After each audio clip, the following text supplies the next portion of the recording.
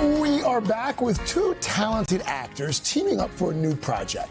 Marlee Matlin is an Academy Award and Golden Globe winner whose resume includes films like Children of a Lesser God and, of course, that hit NBC series, The West Wing. And Shoshannah Stern carved out her own impressive path, starring on television shows like Weeds and the medical drama Grey's Anatomy. Now, they've come together for a documentary about Marlee's life and career called Marlee Matlin, Not Alone Anymore. Making her directorial debut, Shoshannah uses American Sign Language as the film's primary language.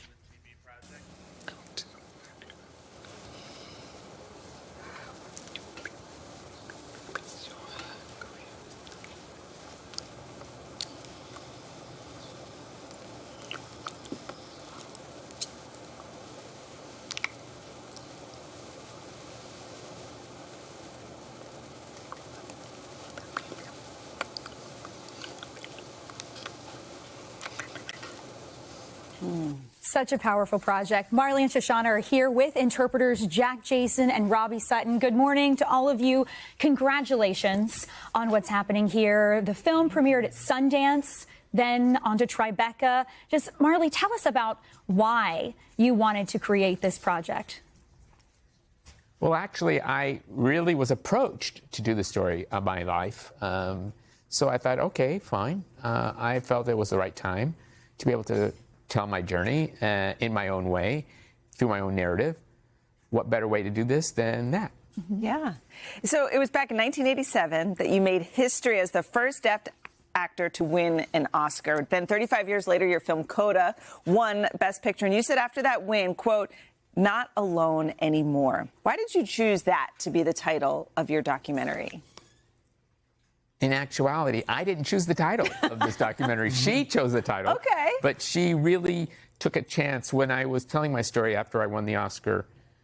When Coda won Best Picture and won also 2 other awards, I was really relieved to see that Troy Kotsur, another deaf actor, finally got a Best Supporting Actor nomination and a win. And it had been 35 years since I had won, so I felt great. Fine. I'm Not Alone Anymore is the only deaf person to win an Oscar. So she took that and used it as the title for my documentary.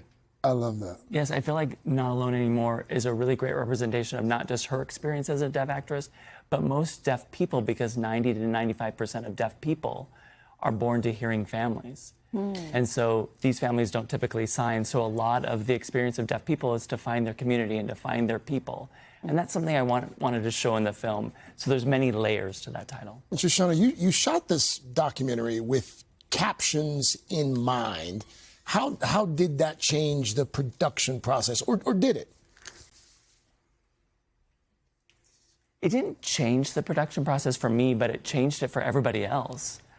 Because I was lucky enough to, direct this film, and I've never seen a deaf director before on television or film.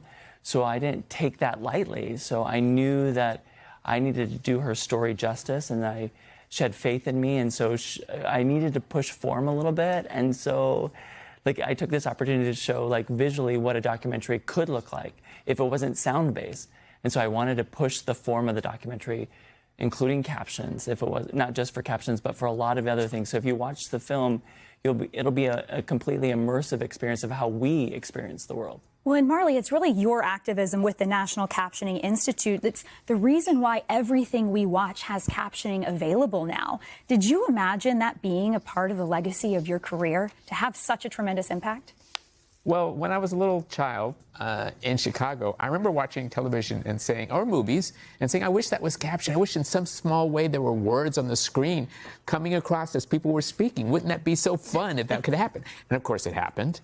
So when I began my career, and I thought, you know what, I'm going to take advantage of the media spotlight and talk about the need for captions and, support it. And of course, we made the change. And in watching this film, you're quick to see each caption for each character has a different color. They move across the screen depending on where the characters are, in that moment. Is there a difference in the way captions are built by deaf people, for deaf people, versus traditional captioning? Well, actually, I don't want to speak for Shoshannah, but I know that when each person had their own particular color to identify who was speaking or talking, it was so that, I mean, you can hear who's talking because you know their voice, and you can easily identify the person. But with the captions, I mean, that's what we did with the docs. It made it so much easier for us as a viewer to know, we didn't feel excluded in a conversation. We could actually see who is speaking because they're identified by the color and where their placement. I partnered with an amazing deaf woman. Her name is Allison O'Daniel, and she's a director herself. I worked on the captions with her. And so typically captions are created by hearing people, which is great, but they don't need them as much as we do. So I thought it would be really fun, not just to make them more accessible, but just to make them more fun. Accessibility makes the world a better place. It absolutely So does. great. Thank you both so much for the incredible work that you're doing. We appreciate you being here. And Marlee Matlin, Not Alone Anymore, opens in select theaters on June 20th. Yay. Congratulations. Thank you. Congratulations. Oh, thank you so much. Thanks for all you've done for all these years, Marlee. Hey, thanks for watching. And don't forget, you can catch the Today Show every morning on NBC or take Today when you're on the go. Just follow the Today podcast on Apple Podcasts, Spotify, or wherever you listen.